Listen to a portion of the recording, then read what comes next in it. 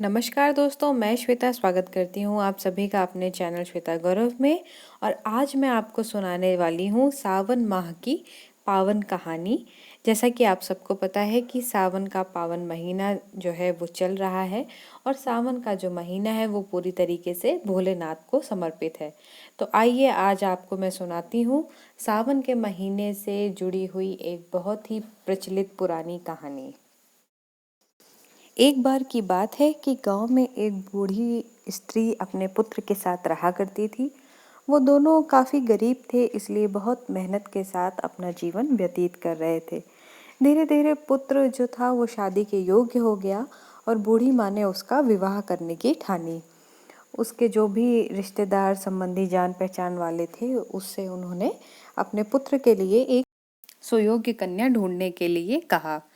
सभी रिश्तेदारों ने कन्या खोजी और उन्हें पास के गांव की ही एक बहुत अच्छी कन्या मिल गई जो विवाह योग्य थी। धीरे से अच्छा जो लग्न था वो देखकर पुत्र का विवाह उस कन्या के साथ कर दिया उन्होंने। और जो वधू थी वो घर आ गई। अब जो बहू थी वो भगवान शिव की अनन्य भक्त थी। वो भगवान शिव पे बहुत आस्था रखती थी। तो जब शादी के बाद उसका पहला सावन आया तो पहले तो उसने मायके जाने के लिए पूछा कि क्या मैं अपने मायके जा सकती हूँ, क्योंकि सावन महीने में हर दिन मैं भगवान शंकर को पहले जल से अभिषेक करती हूँ, पूजा पाठ करती हूँ, उसके बाद ही अन्न जल ग्रहण करती हूँ और इसके साथ ही साथ मैं सारे सोमवार का व्रत करती हूँ। तो सास ने ये कहकर मना कर दिया कि देखो बहू, मैं बहुत वृद्ध हूँ, यदि तुम मायके चली जाओगी तो यहाँ का काम कैसे चलेगा। बहू को भी सास की बात उचित लगी और वो वहीं रुक गई। फिर जब सावन का महीना प्रारंभ हुआ तब बहू ने सास से मंदिर जाने की अनुमति मांगी। उन्होंने अपनी सास से कहा कि माता जी, क्योंकि मैं शिव भगवान की अनन्य भक्त हूँ और सावन का महीना लग चुका है, अतः मैं मंदिर जाकर भगवान शंकर को जल अर्पित करना चाहती हूँ, कृपया मुझे आज्ञा दें।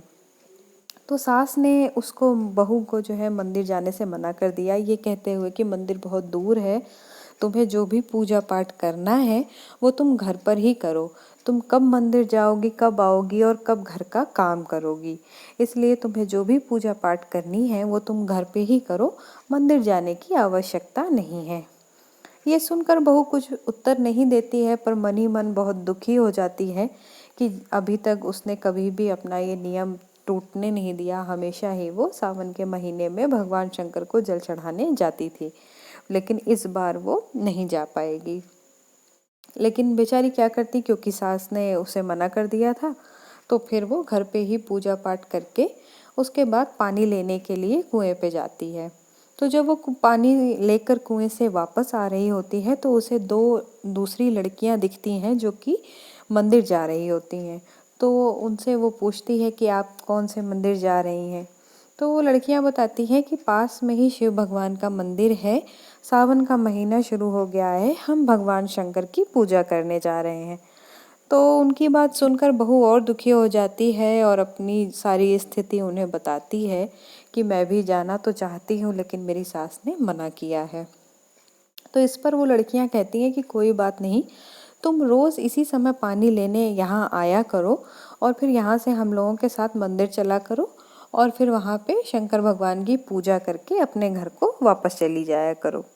बहू ये सुनकर खुश हो जाती है कि हाँ, ये भी एक तरीका है, भले ही मुझे सास से छुपाना पड़ेगा लेकिन इस तरीके से मेरा नियम नहीं टूटेगा और मैं शंकर भगवान को जल भी चढ़ा आऊँगी।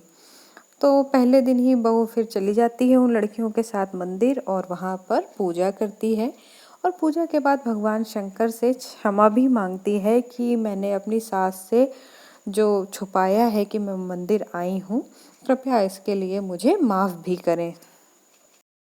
दोस्तों, क्योंकि जो बहू थी वो घर में बताकर नहीं आती थी, इसलिए उसके पास कोई भी पूजन सामग्री नहीं होती थी। वो नित्य प्रति बस जो जल होता था वो भगवान शंकर पे अर्पित करके अपने घर दोबारा जल भर के चली जाती थी। इस तरीके से करते करते पूरा सावन का महीना बीत गया और अंतिम सावन का जब दिन आया तो बहू ने सोचा कि मैं क्या भगवान शिव को अर्पित कर दूं, क्योंकि मैंने तो इन्हें एक भी दिन अक्षत तक नहीं चढ़ाए, एक पुष्प भी नहीं चढ़ा पाया और सिर्फ जल से ही अभिषेक करके मैं चली जाती थी।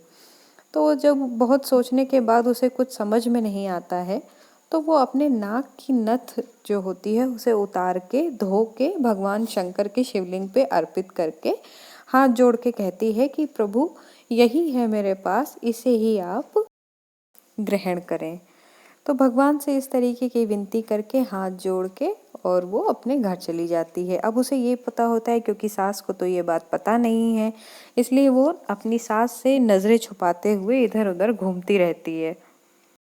उसको ये लगता है कि अगर सास देख लेगी कि नाक में नथुनी नहीं है तो फिर टोकेगी ज़रूर।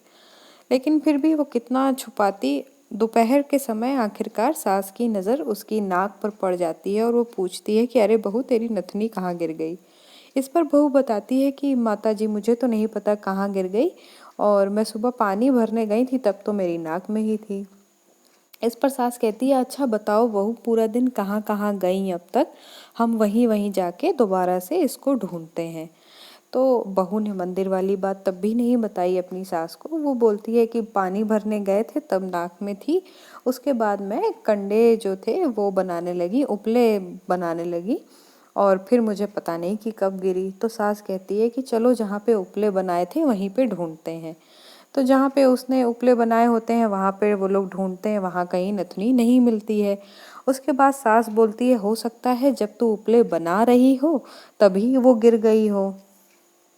तो जब वहाँ नहीं मिलता है तो सास अपनी बहू से कहती है कि चलो इन उपलों को तोड़ के देखते हैं। तो एक उपला सास हाथ में लेती है, एक बहू को देती है, बोलती है कि चलो तोड़ तोड़ के देखते हैं। तो जैसे ही वो पहला उपला तोड़ती है तो देखती है कि दोनों हिस्सों में एक एक नथ निकल के आती है सोने की। फिर जब बहू तोड़ती है तो बहू के में भी ऐसे ही होता है। इसी प्रकार से वो दोनों सास बहुएं सारे उपले तोड़ती हैं और सभी में जितने हिस्से वो उपले के करते हैं उतने ही हिस्से जो नाक की नथनी थी वो निकलती है। अब सास जो थी वो ये चमत्कार देख के परेशान हो जाती है, बहू से पूछती है कि ये सब क्या है। तब बहू हाथ जोड़कर अपनी सास से क्षमा मांगती है, बोलती है कि सासू माँ, मैं रोज़ मंदिर जाती थी और आज सावन का आखिरी दिन था, मैंने पूरे महीने तो भगवान शिव को कुछ भी अर्पण नहीं किया, तो आज अपने नाक की नथ उतार के अर्पण कर दी, और क्योंकि आप नाराज़ होंगी इसलिए मैंने ये बात आपको बताई नहीं। तो फिर सास नाराज़ नहीं होती है, खुद पे बहुत ही पश्चाताप महसूस करती है, बहू से भी क्षमा मांगती है कि उसने ऐसी अनन्य भक्त को मंदिर जाने से रोका, और भगवान शिव से भी क्षमा मांगती है।